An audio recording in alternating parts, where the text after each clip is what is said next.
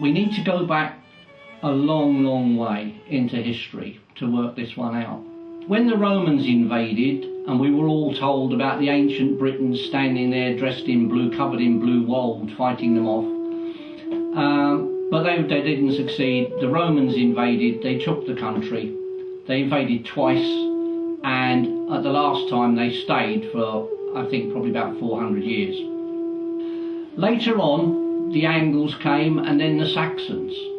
And the Saxons were brought into the country, in fact, to defend the population of the country who had grown soft under Roman rule. So they brought in a regiment of mercenaries. They brought in the Saxons from Saxony in Germany. But having done what they were here to do, which was to protect the indigenous population, the indigenous population decided they weren't going to pay them.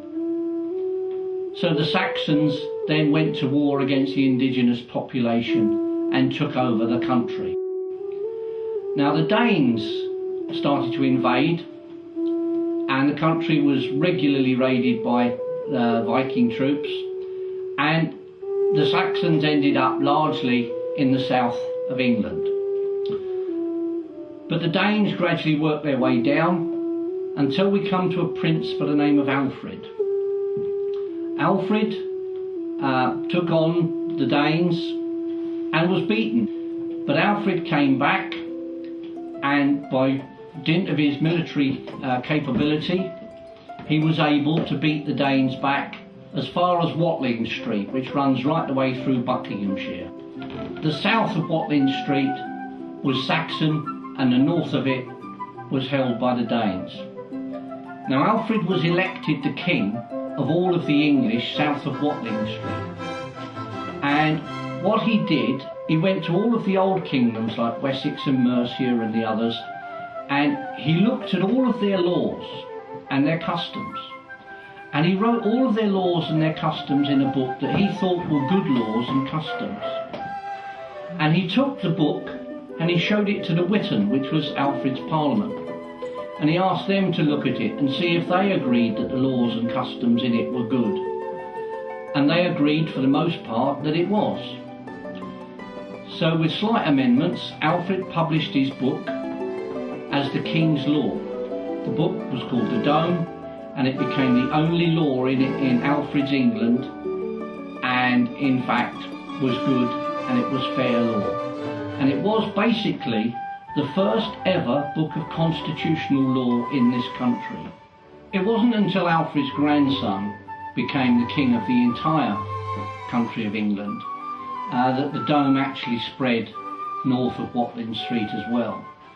But having done that, it remained. Edward the Confessor altered it slightly, but basically operated on Dome law. When William the Conqueror invaded, one of the first things that he did was said that he wasn't going to change the law, he would use Edward's laws. So the Dome law carried across into the reign of William the Conqueror. And it carried on until 1471, the reign of Edward IV. But between then, William the Conqueror invading and Edward IV, we had Henry I. Henry I, he came along and he was unhappy about what some of the other kings had been doing, and he issued what he called a Charter of Liberties, which is where he undertook to rule the country in a particular way. And the particular way that he was going to rule the country was in fact that we would maintain all of the rights and freedoms that we had under Alfred's law, and he would hold to that. King John was not a very nice man. He was a good soldier, but he wasn't a very nice man. He used mercenaries in order to oppress the population, and after a while both the barons and the general people in the country got so fed up with this that they forced King John to meet with them at Runnymede. At Runnymede, King John was forced to sign a document which was produced by Archbishop Langton, which had been based very closely on the Charter of Henry I. Now, what this did was it gave again the basic rights and freedoms of the people of this country. And one of the things that it said was, to nobody will we sell, to nobody will we deny, and to nobody will we delay justice.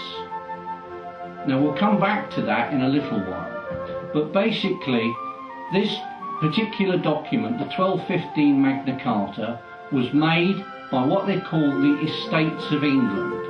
That is, the barons who comprised the lords of the country, they were there, but thousands upon thousands of the common man in the country was also there. And because we had the king there, that comprises the three estates of the country: the common man, the lords, and the sovereign. Because of that,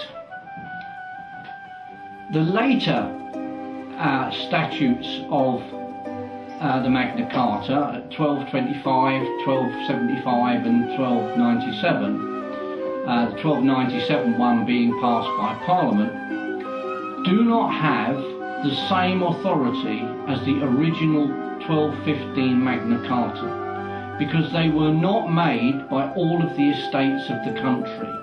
Various kings reissued it until Parliament in 1297 actually passed it as statute law.